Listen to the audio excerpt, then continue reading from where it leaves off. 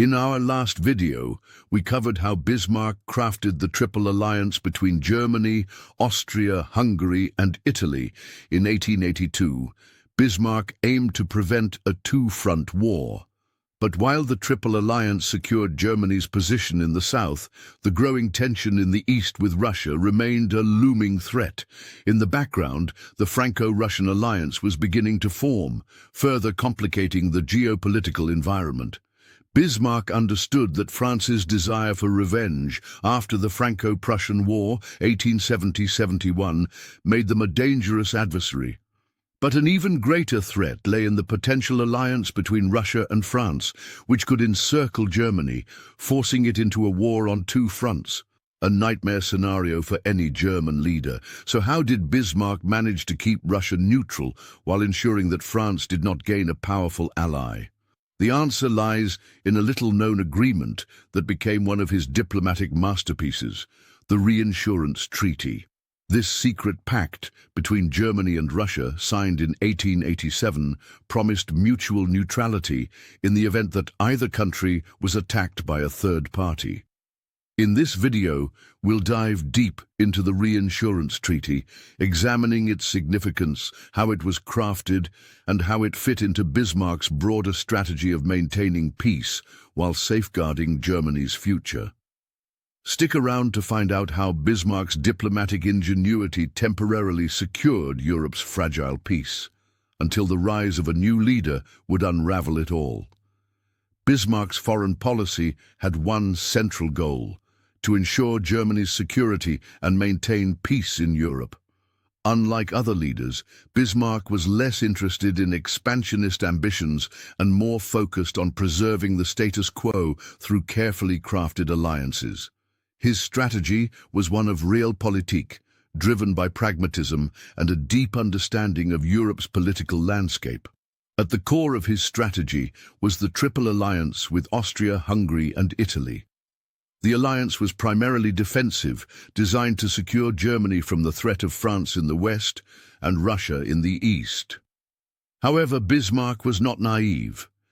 He knew that this pact was insufficient if relations with Russia were not carefully managed. Bismarck's role in the Congress of Berlin in 1878 was a pivotal moment in his diplomatic career.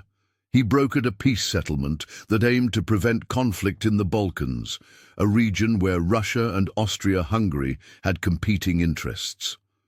Bismarck was keen to maintain peace between these two powers and avoided any decisive confrontation. By aligning Germany with Russia at this critical moment, he ensured that both nations were tied to his diplomatic vision. While the Congress of Berlin was a temporary success, the issue of the Balkans would continue to cause tension, particularly as Russia began to expand its influence in the region. This was where Bismarck's genius lay. Knowing that keeping Russia neutral was key to preventing a two-front war for Germany, Russia's ambitions in the Balkans brought it into direct conflict with Austria-Hungary. In this volatile situation, Bismarck's primary goal was to prevent Russia from seeking an alliance with France, which would have created a dangerous two-front scenario for Germany. By maintaining close ties with Russia, Bismarck was able to neutralize the possibility of a Russian-French alliance, which would have left Germany exposed. Despite the growing pressure from Austria-Hungary and the rise of pan-Slavic movements within Russia, Bismarck was able to maintain peace by balancing the needs of both powers, even as tensions simmered in the Balkans. For Bismarck, the greatest threat to Germany was not just Russia, but the potential alliance between France and Russia. The Franco-Prussian War had left France humiliated, and for years they sought ways to take revenge on Germany. By the late 1880s, France was increasingly desperate to break out of its diplomatic isolation. The danger of a Franco-Russian alliance was palpable.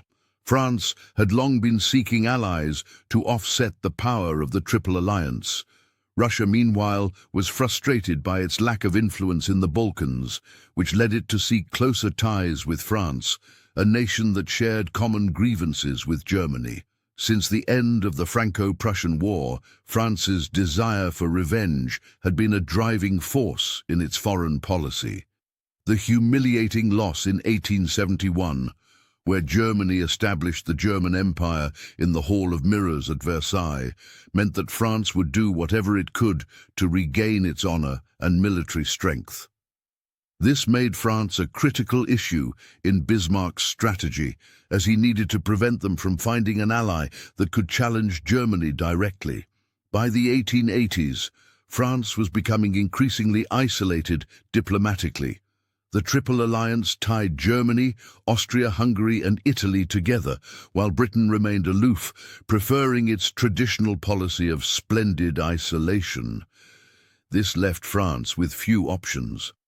The solution for them was to seek an alliance with Russia, a nation that was increasingly alienated from Austria-Hungary due to the ongoing Balkan tensions.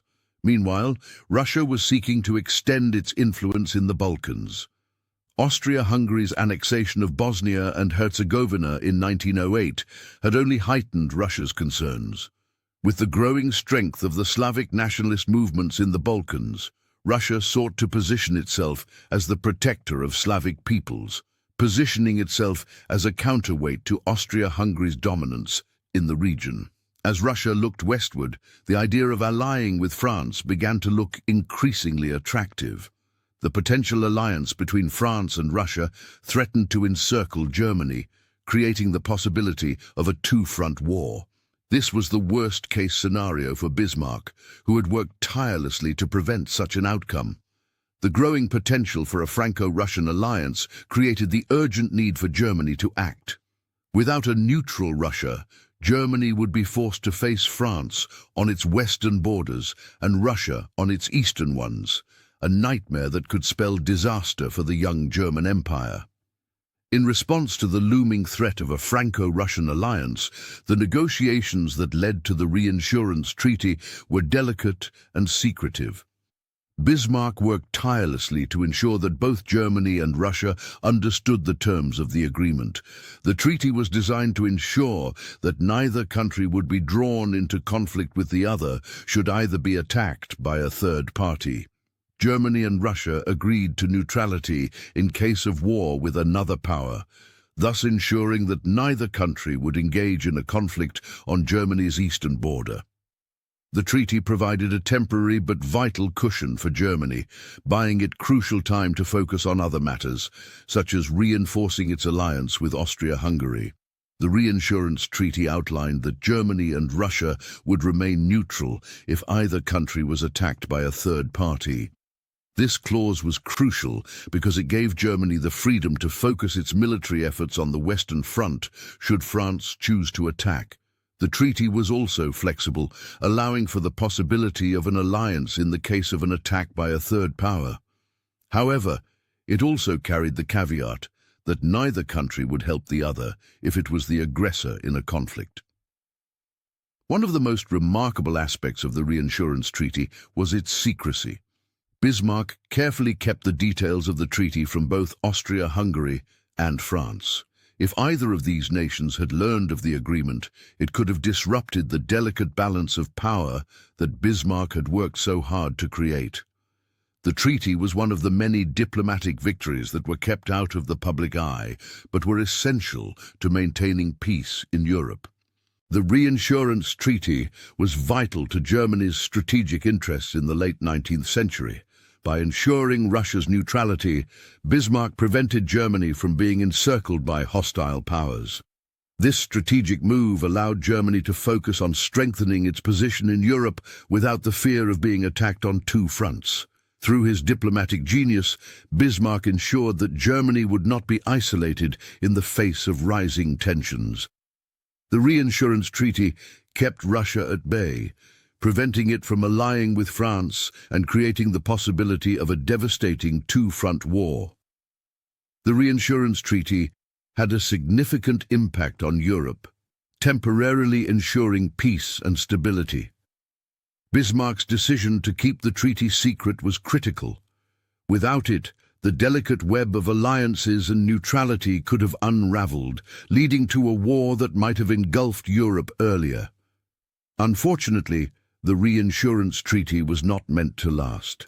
After Bismarck's dismissal in 1890 and the rise of Wilhelm II, the treaty's collapse became inevitable. Wilhelm II had different views on foreign policy, preferring a more aggressive approach, and he allowed the treaty to expire. Though the treaty was short-lived, its significance cannot be overstated. It represented one of Bismarck's greatest achievements in foreign diplomacy and demonstrated the delicate balance of power that was central to his strategy. The collapse of the treaty set the stage for the growing tensions that eventually led to World War I. In conclusion, the Reinsurance Treaty was a critical element of Bismarck's diplomatic strategy, ensuring Germany's security by keeping Russia neutral. It successfully avoided the nightmare of a two-front war and helped maintain peace in Europe for nearly a decade. However, with the rise of Wilhelm II and the change in leadership, the treaty was allowed to expire, and the delicate balance that Bismarck had crafted began to crumble. Next time, we'll explore how Wilhelm II's ambitions and foreign policy shifts played a crucial role in the fall of Bismarck, and how his decisions led to the breakdown of Germany's diplomatic position, setting the stage for the great conflicts of the 20th century. Stay tuned, like and subscribe now to see how this fragile peace fell apart